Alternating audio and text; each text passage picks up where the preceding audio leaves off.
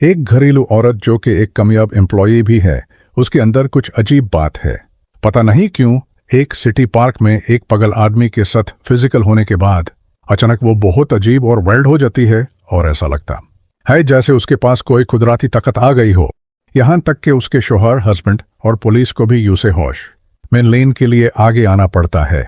Film जिसका नाम mania है और जो 1985 में रिलीज हुई थी, आइए इसकी कहानी पर बात करते हैं। उसका नाम ज़ुइयाओ है। वो एक घरेलू औरत है और उसका एक बच्चा है। इस वक्त वो एक प्रोग्राम एनालिस्ट के तौर पर काम कर रही होती है।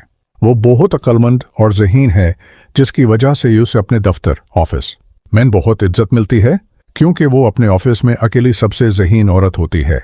वो अक्सर उनकी एक बड़ी प्रोजेक्ट मीटिंग में शामिल होने के लिए बुलाई जाती है, जो महीने के आखिर में होने वाली होती है।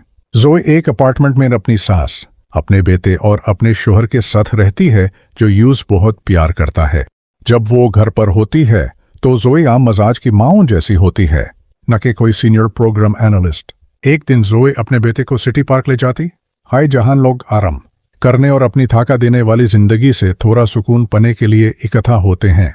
जब उसका बेटा अपने दोस्तों के साथ खेल रहा होता है, वो उस पाड़े से पार्क में घूमने निकल जाती है।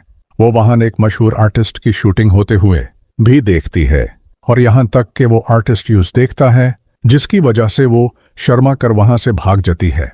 वो फिर एक गहरी और खामोश जगह पर चली जाती है। वहां उसे एक औरत मिलती है जो अकेले में अजीब हरकतें कर रही होती है।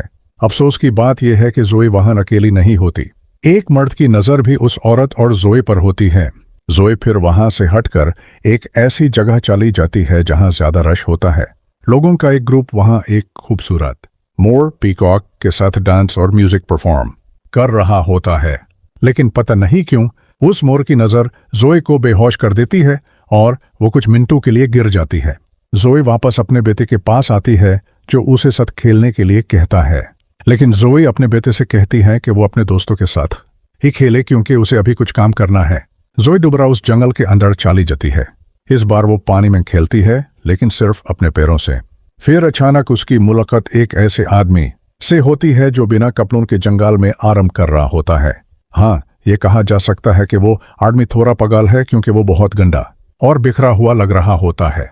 वो आदमी ज़ोई के पास आता है और यूं से अपने बनाए हुए एक कैबिन में ले जाता है, जहां पार्क में आने वाले लोगों का चोरा हुआ पुराना सामान होता है। वहां डॉल्स, औरतों के कपड़े और बाकी चीजें होती हैं। ज़ोई एक एक करके उन कपड़ों को ट्राई करती है। वो उस अनजान आदमी के सामने अपने कपड़े बदलने में जरा भी नहीं हिचकिचाती। ज़ोई एक बच्चे की माँ होती है और अभी भी ब्रेस्ट फीड कराती है, इसलिए वो अनजान आदमी खुद को रोक नहीं पाता और उनके दरमियान सब कुछ फिजिकल हो जाता है। बहुत हैरान को बात है, इस वाकये के बाद ज़ोई बिल्कुल बदल जाती है और उस अनजान आदमी की तरह वाइल्ड हो जाती है। उसके बाल बिखरे हुए होते हैं, कपड़े गंदे होते हैं और वो दूसरे बच्चों के साथ तर्जान की तरह खेलने लगती है। उसका रवैया ऐसा होता है कि लोग हैरान रह जाते हैं।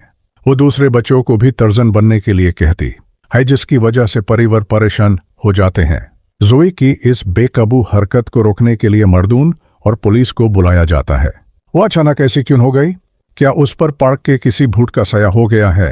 ज़ोई का आईडी कार्ड भी मिल जाता है, जिसकी वजह से उसके शोहर को बुलाया जाता है ताकि वो ज़ोई को पकड़ने में मदद करे, जो अभी भी वाइल्ड बनी हुई है। ज़ोई को ढूंढने के लिए सुरगरसन कुत्ते, ट्रैकिंग डॉग्स भी ले जाते हैं, जो जंगल में छुपी हुई होती है।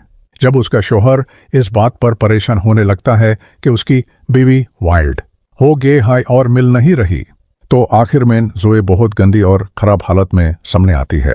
लेकिन वो अपने आसपास चलने वाली तेज हवा के साथ ही अचानक गायब हो जाती है। वो तकरीबन कहां चली गई?